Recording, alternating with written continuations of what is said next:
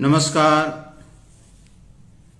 परम आदरणीय सुधीर जी, जरा बताइए चित्र और आवाज़ ठीक आ रही है?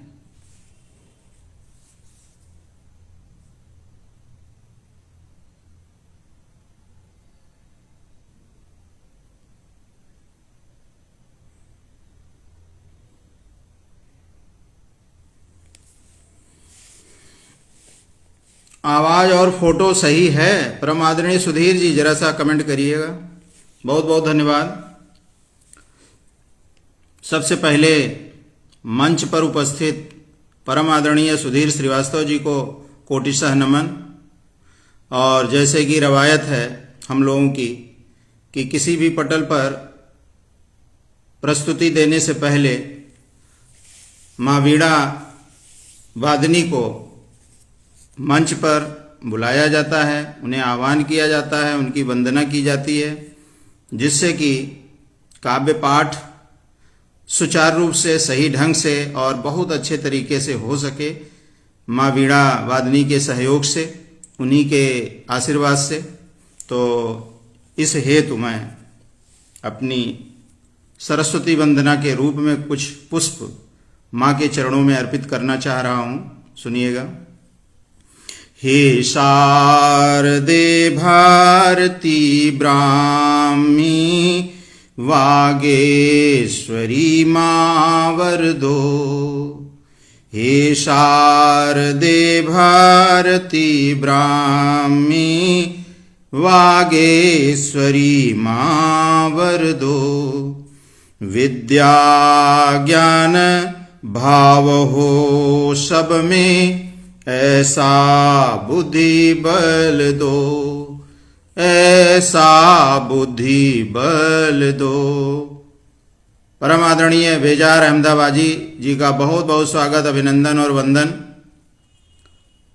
और हमारे आदरणीय एक इंग्लिश के लेक्चरर हैं, रिटायर्ड,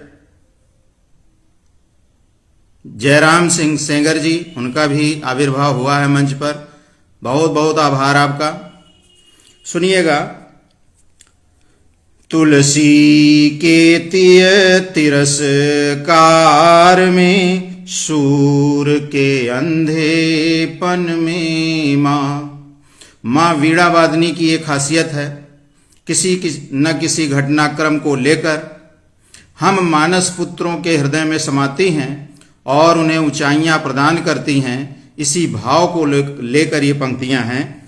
तुलसी के तिरस्कार में, सूर के अंधेपन में माँ, कबीरा के फक्कड़पन में, रहीमन के दोहों में माँ। और ऐसे ही माँ का मैं आह्वान करता हूँ और कहता हूँ कि मंच मध्य में माया कर, वीणा जैसी वाणी दे दो।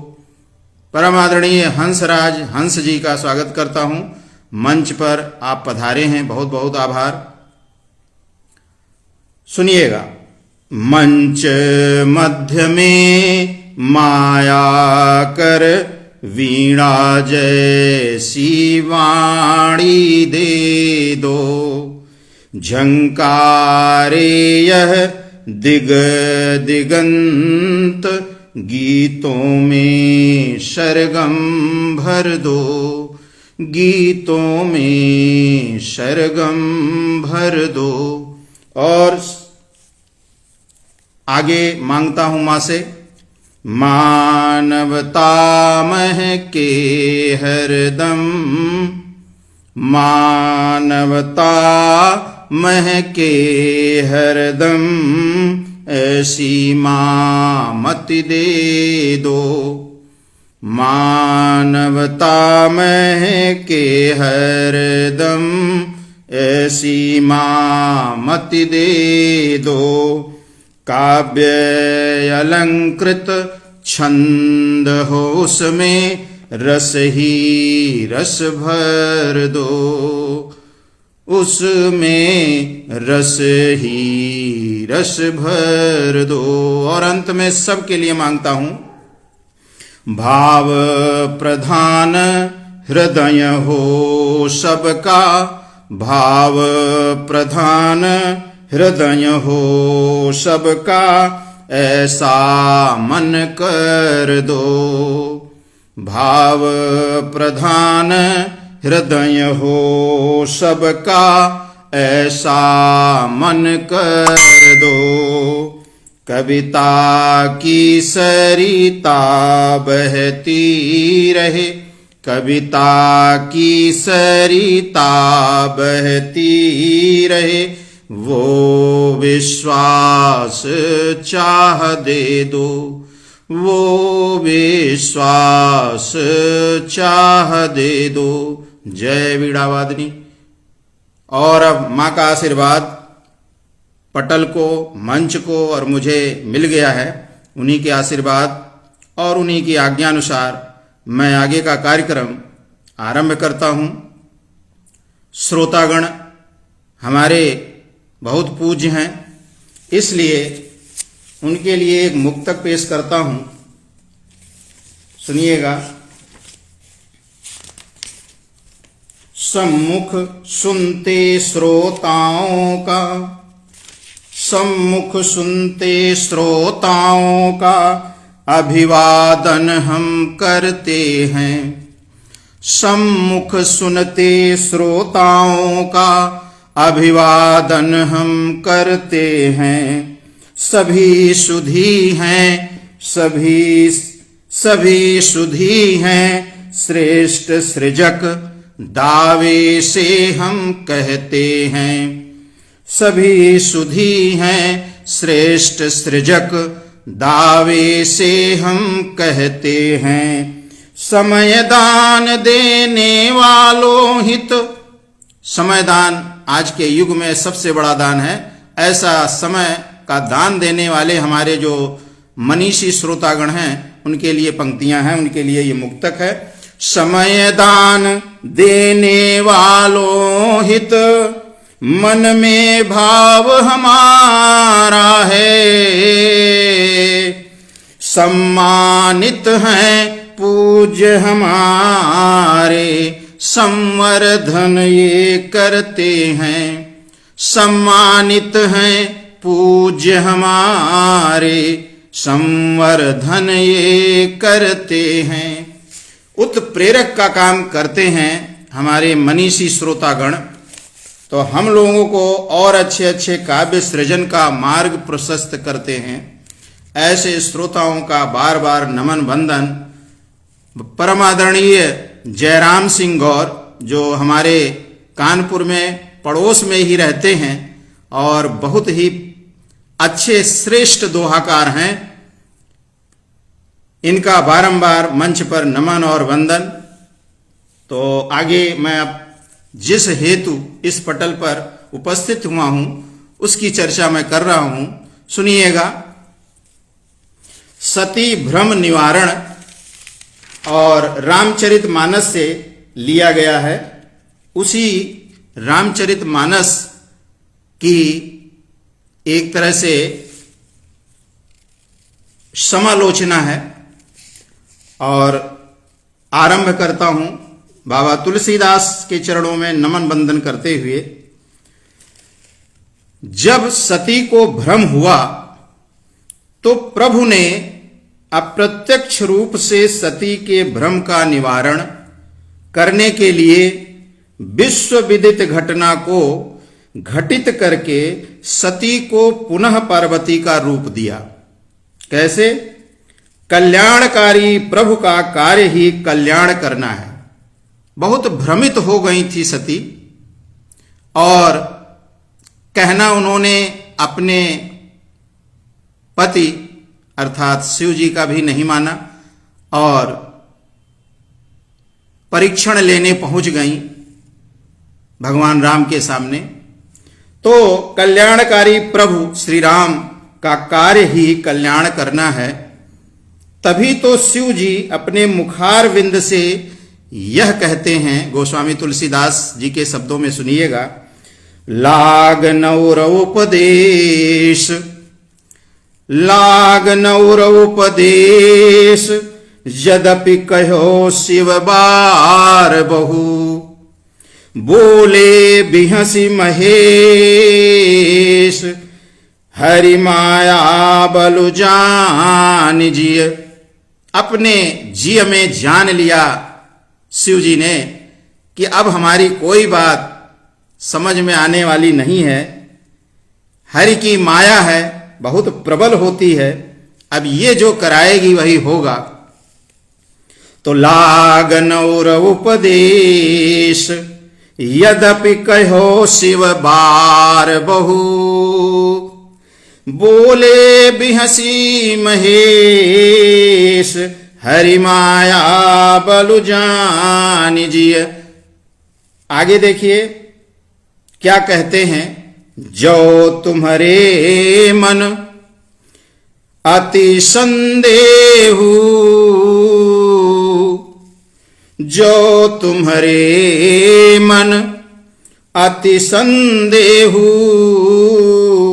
तो किन जाई परीक्षा लेहु। अंत में शिव जी को एक कहना पड़ा, जब देखा कि सती नहीं मान रही हैं, तो बाबा गोस्वामी तुलसीदास जी की चौपाई ये कहती है कि शिव जी को ये कहना पड़ा कि जाओ और परीक्षण कर लो अपने हिसाब से।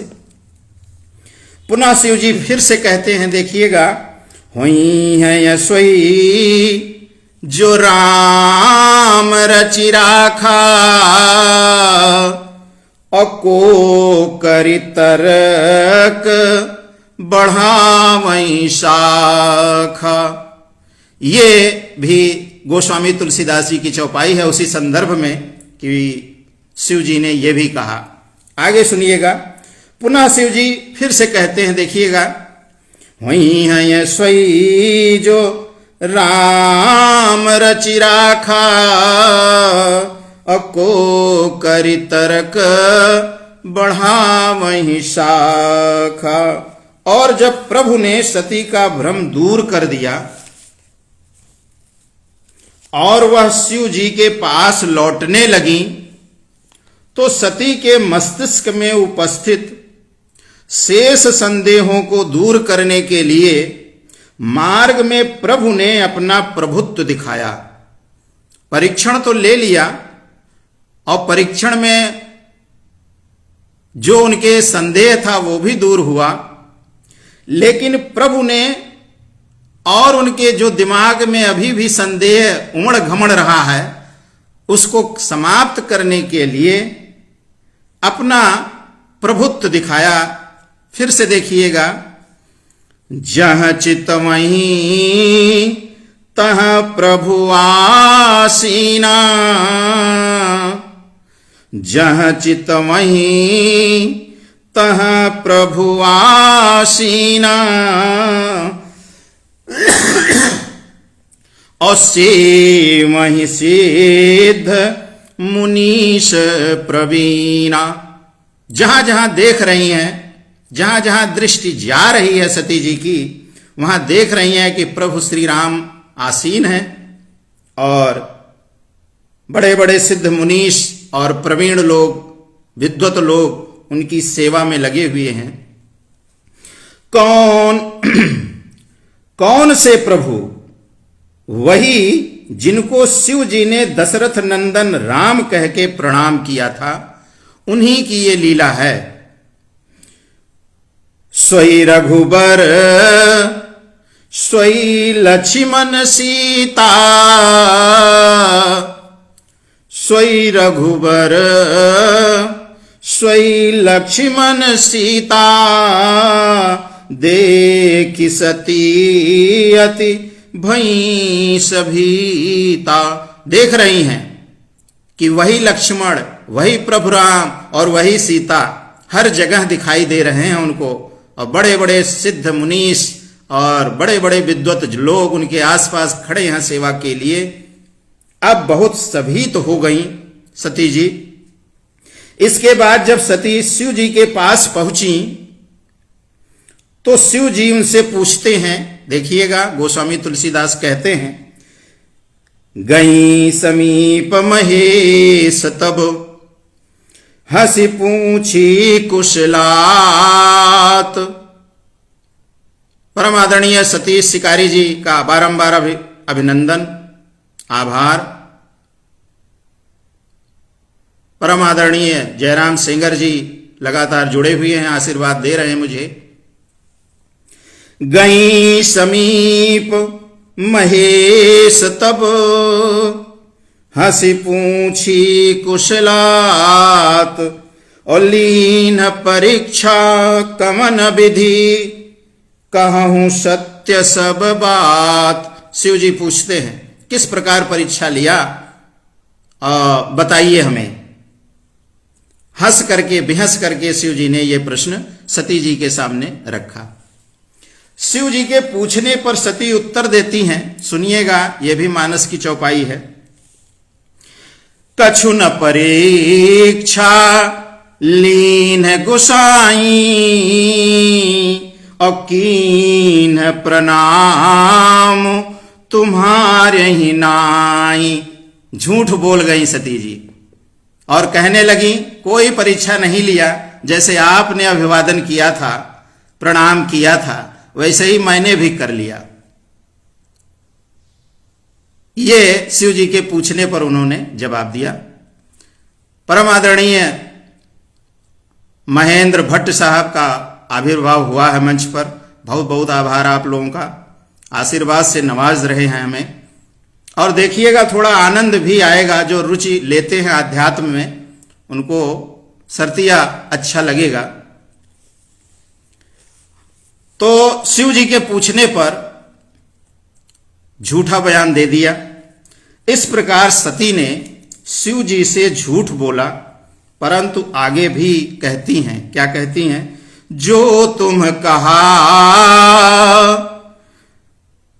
सो मृषान होई।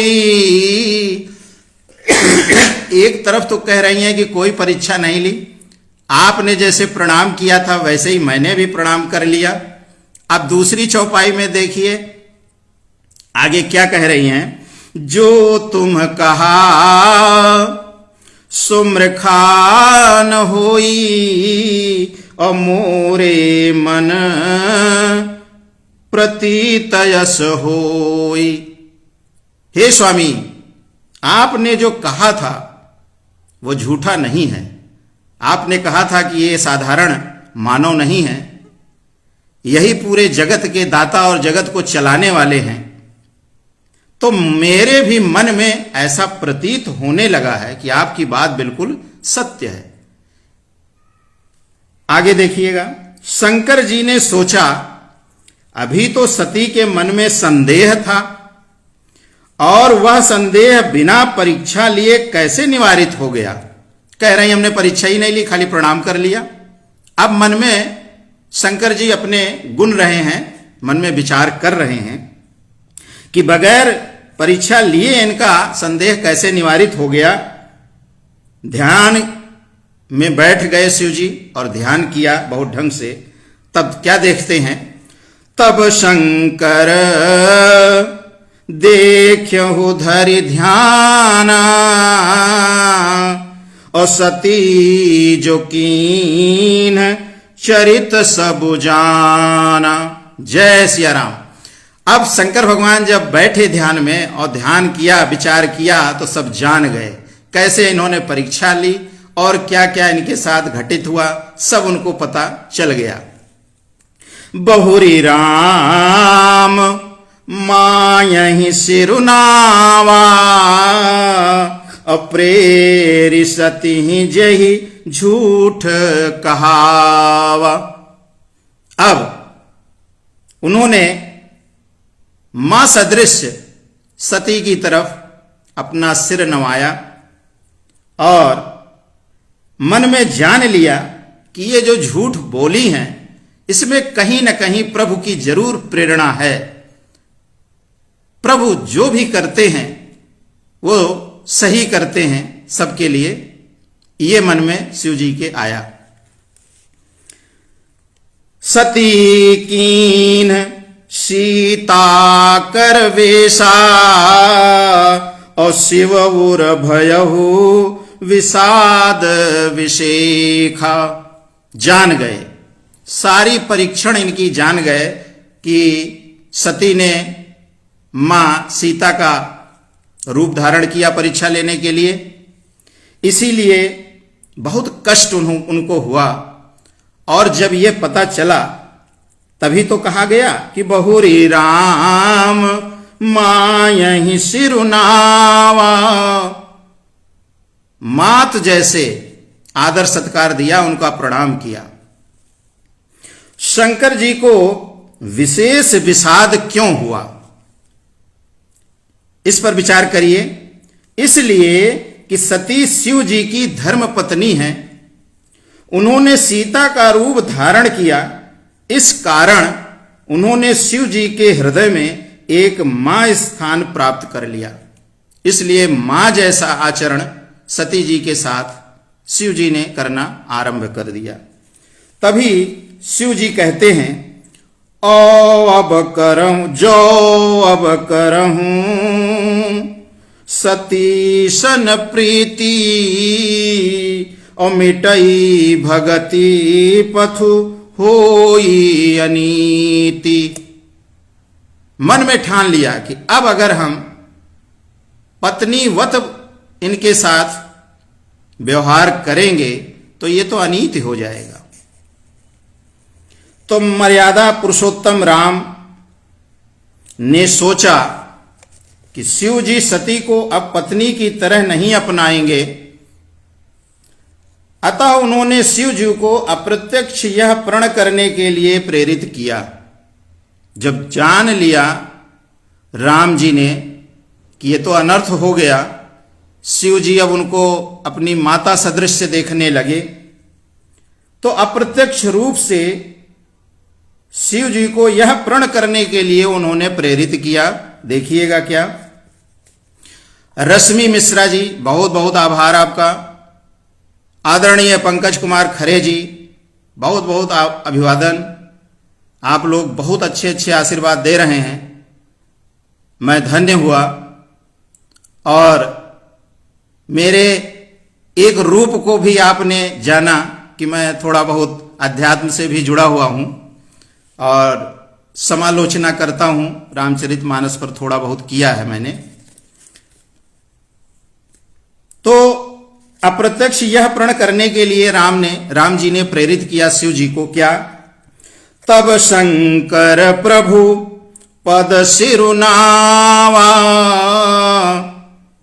तब शंकर प्रभु पद सिरुनावा, असुमिरत राम हृदय यश आवा।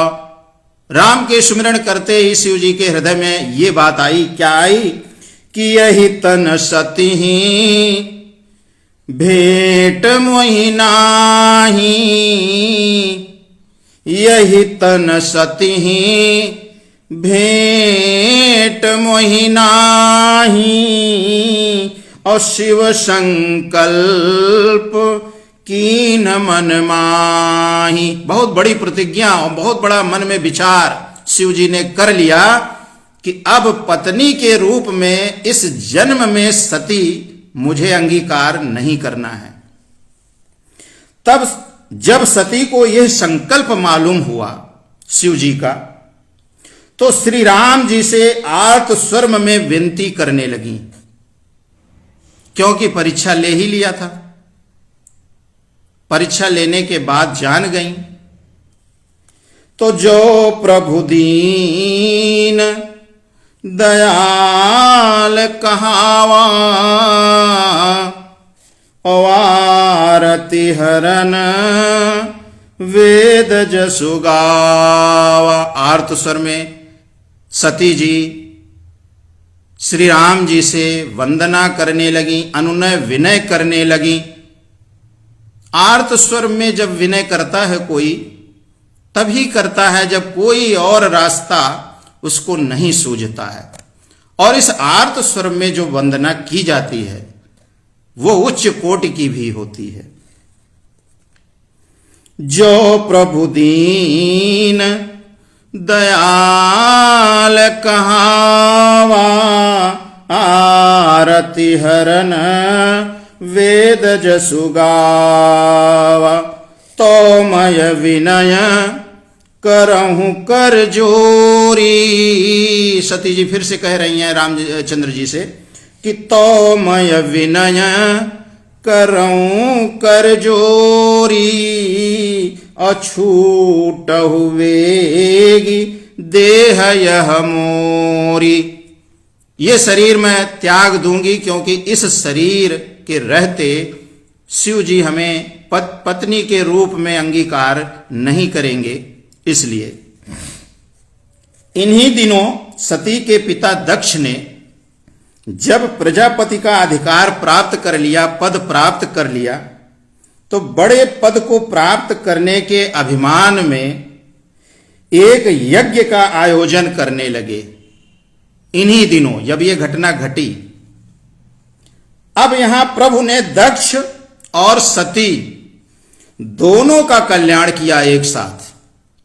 माने एक तीर से दो शिकार प्रभु ने किए और दोनों को कल्याण के मार्ग पर लाने के लिए, सुधारने के लिए, ठीक करने के लिए। दक्ष के अभिमान को समाप्त करना और सती को दूसरा जन्म देकर उनका कल्याण करना, दोनों कार्य एक साथ प्रभु ने किया। दोनों कुशलता पूर्वक एक साथ ये कार्य संपन्न होते हैं। दक्ष द्वारा एक अत्याचार का उदाहरण देखिए। जब अभिमान जागा दक्ष को अपने पद का, तो देखिएगा दक्ष ने अपने यज्ञ में सभी देवता, गंधर्व, नाग, सिद्ध, मनुष्य, नरेश सबको आमंत्रित किया, परंतु अपने ही दामाद अर्थात शंकर जी को निमंत्रण नहीं दिया। ये अभिमान की पराकाष्ठा हो गई।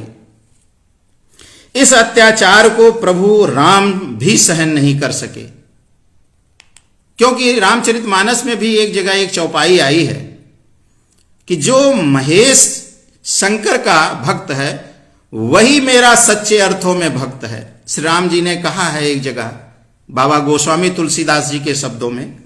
तो इसलिए इस अत्याचार को प्रभु राम सहन नहीं कर सके।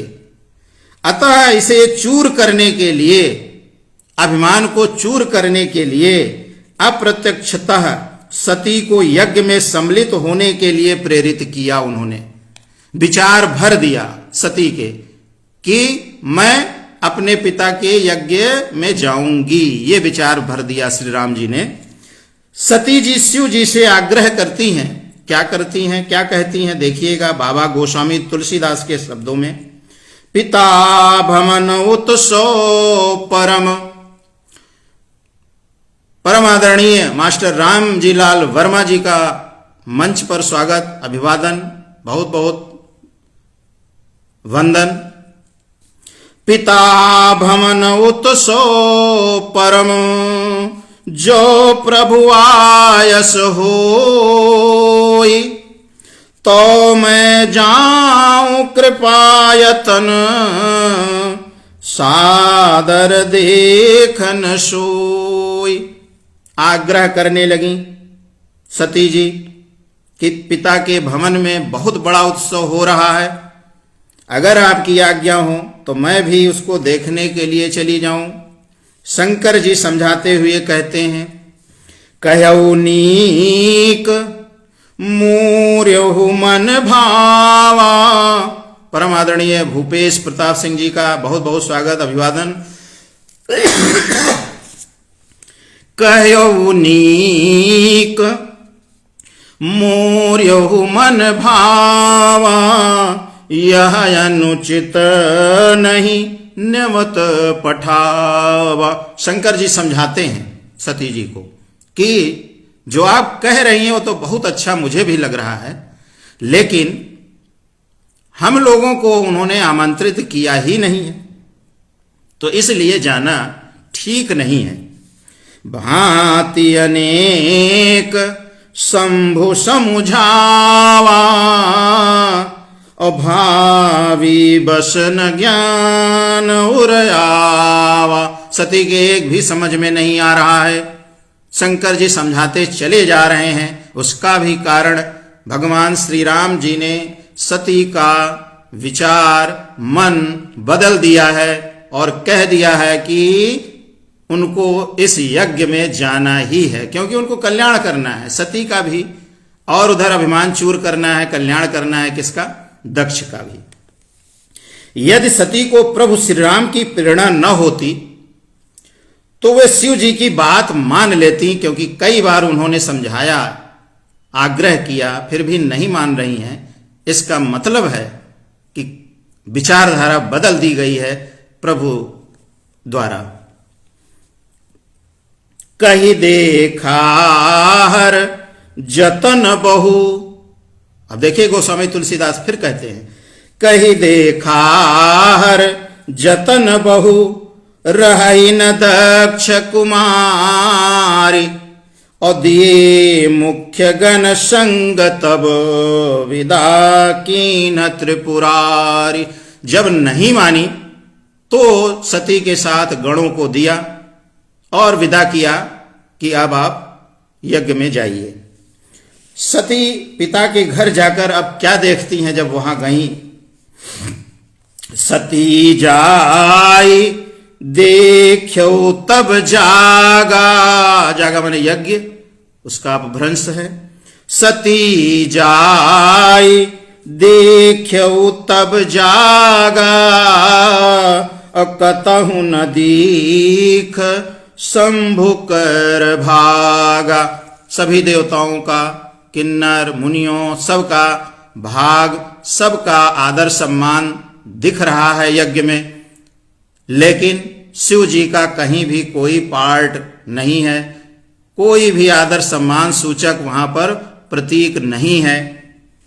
अपने ही पिता के यहां पति का यह अपमान सती को सहा नहीं जा सका, तो उन्होंने वहां उपस्थित जन समूह को संबोधित करते हुए कहा, क्या कहा देखिए, तजी हम तुरत देहत्य ही हेतु,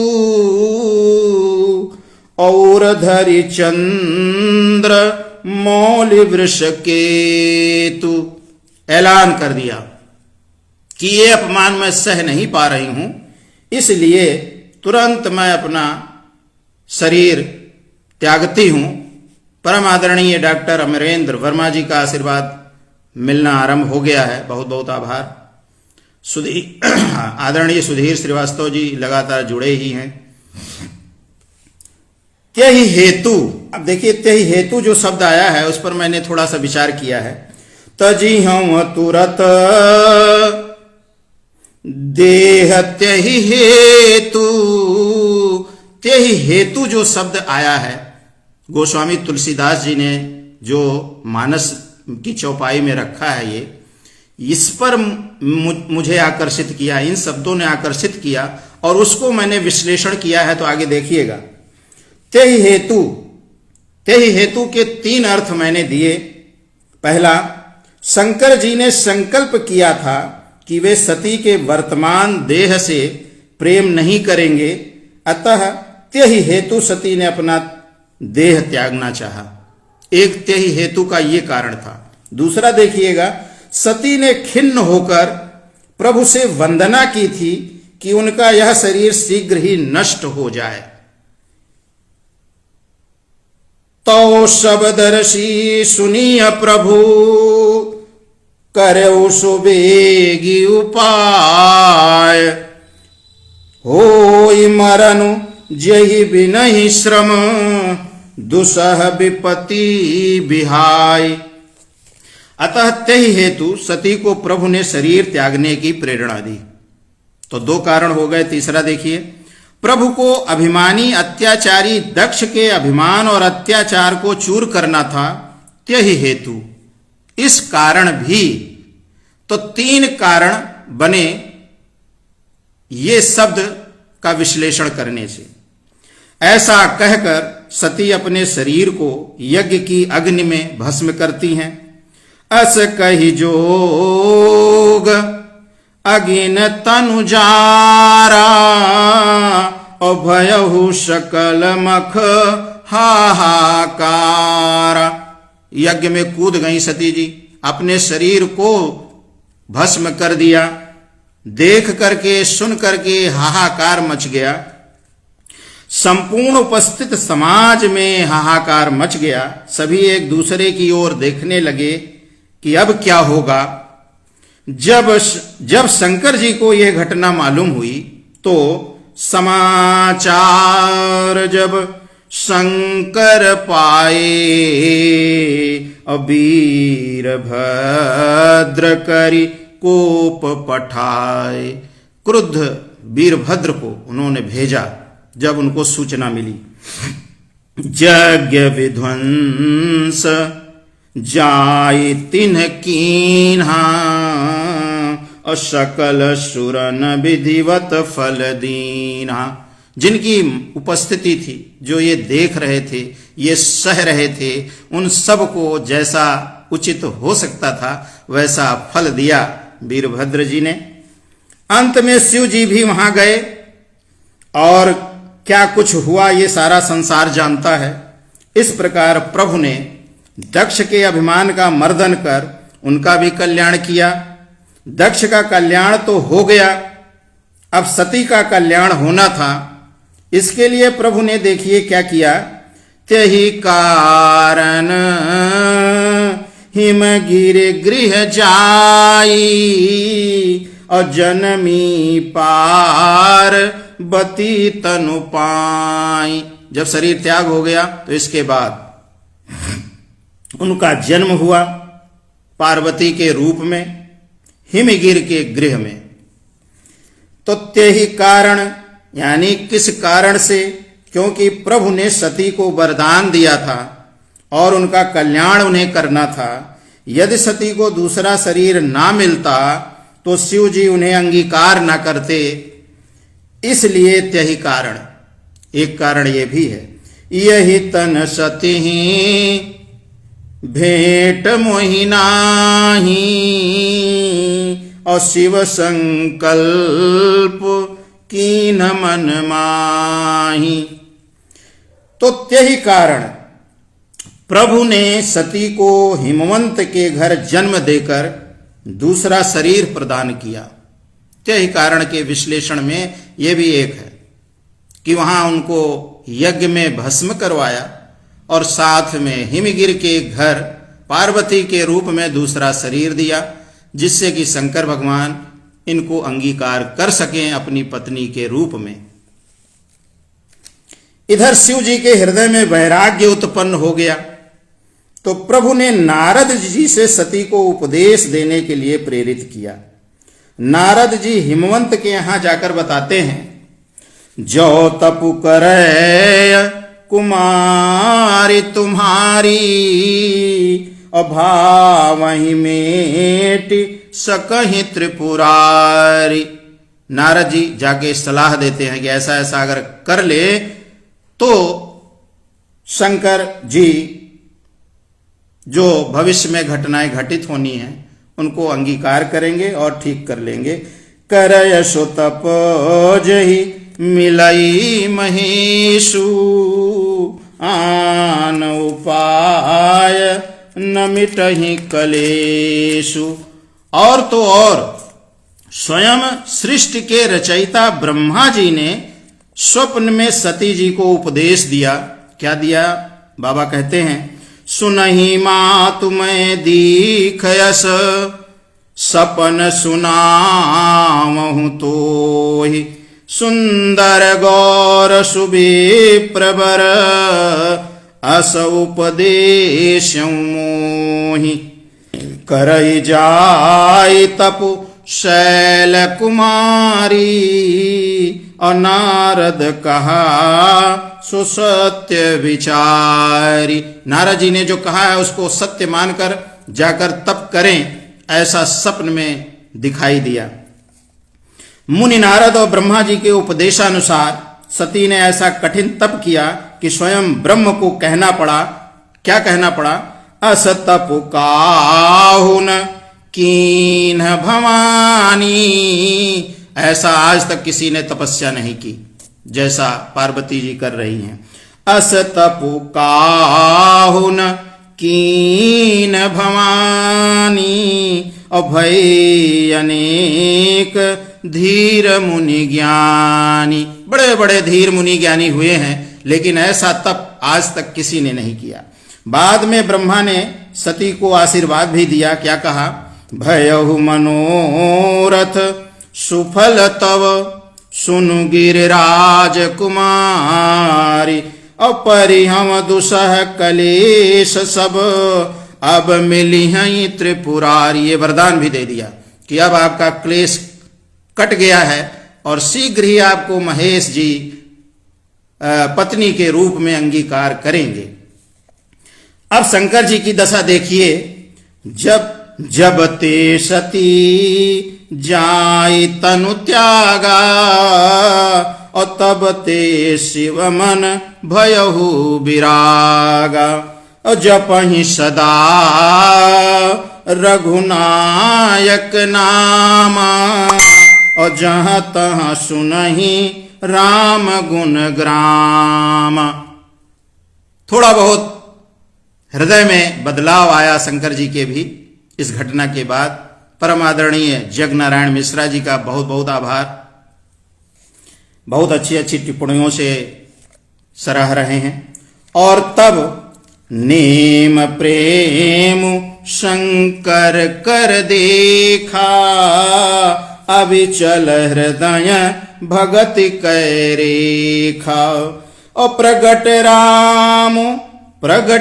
राम कृतज्ञ कृपाला और रूपशील निधि तेज विशाला। भगवान राम भी प्रकट हो गए इनके तप और इनके विचारधारा को देखकर। अर्थात प्रभु राम ने शिव जी को दर्शन दिया और उन्हें सती की जन्म कथा सुनाई, बताने के लिए कि सती का जन्म यहाँ हुआ है, आप ऐसा ऐसा करके उन्हें अंगीकार करिए। अति पुनीत गिरिजा कै करनी अविस्तर सहित कृपा निधि बरनी। बहुत विस्तार से बताया प्रभु राम ने महेश जी को। कृपालु अति पुनीत गिरिजा कै करनी अविस्तर सहित कृपा निधि बरनी। कृपालु प्रभु सती के कल्याण हेतु शिव जी से वरदान मांगते हैं। क्या? अब बिनती मम सुनहु शिव जो मोह पर निज नेहु। रामचंद्र जी भगवान शिव से वरदान मांग लेते हैं। उन्हें जब देखा कि खुश हो गए हैं, अब बिनती मम सुनहु शिव जो मोह पर निज नेहु जाय विवामहु शैल जहीं यह महिमा आगे देहु। एक वरदान उन्होंने भी मांग लिया कि अब जाइए और पत्नी के रूप में उनको अंगीकार करिए, उनके साथ विवाह करिए। इस प्रकार प्रभु राम जी ने सती के भ्रम को दूर कर उनका परम कल्याण किया। और साथ में एक घटना और जोड़ दी कि जो सती के पिता दक्ष थे, उनके अभिमान को भी चूर चूर करके उनको भी सतमार्ग दिया। बहुत बहुत कोटि प्रणाम आप लोगों का, अभिवादन और नमन। बहुत अच्छे अच्छे कमेंट से मुझे आज आप सब लोगों ने नवाजा है। मैं भूरी भूरी प्रशंसा करता हूं आप लोगों की कि आध्यात्म के इस परिचय को आपने, मेरा जो अध्यात्म का ये परिचय है उसकी प्रशंसा आपने की है। बहुत बहुत मैं विह्वल हो गया हूँ और हो सकता है इस विह्वलता के कारण मैं कुछ और टिप्पणियाँ या समालोचना रामचरितमानस से कर सकूं, आप लोगों की टिप्पणियों को मद्देनजर रखते हुए। बहुत बहुत आभार। फिर मिलते हैं किसी पटल पर या इसी पटल पर या और कहीं। और कवि का जो रूप होता है वो कई रूप होता है, पटलों पर दिखाई देता है। कभी वो गीत सुनाता है, कभी गजल सुनाता है, कभी दोहे नीति के सुना देता है, और कभी शेर सुना देता है, शेरो शायरी कर लेता है, और कभी जैसे हमने अध्यात्म आज जोड़ दिया आपको, उसको प्रस्तुत कर देता है। तो बहुत रूप होते हैं कवियों के और रचनाकारों के। बहुत बहुत प्रणाम आप लोगों को, बहुत बहुत शुभकामनाएं और बहुत बहुत अभिनंदन। शुभ रात्रि, सभी को प्रणाम।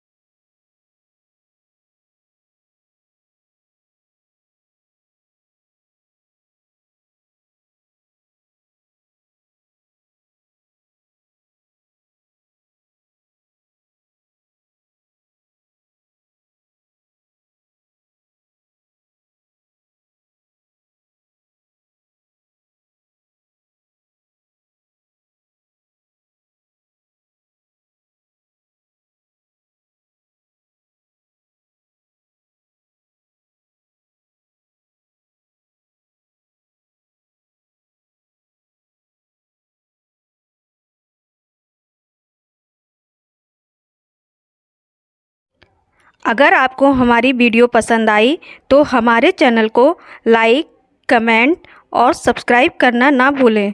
Thank you.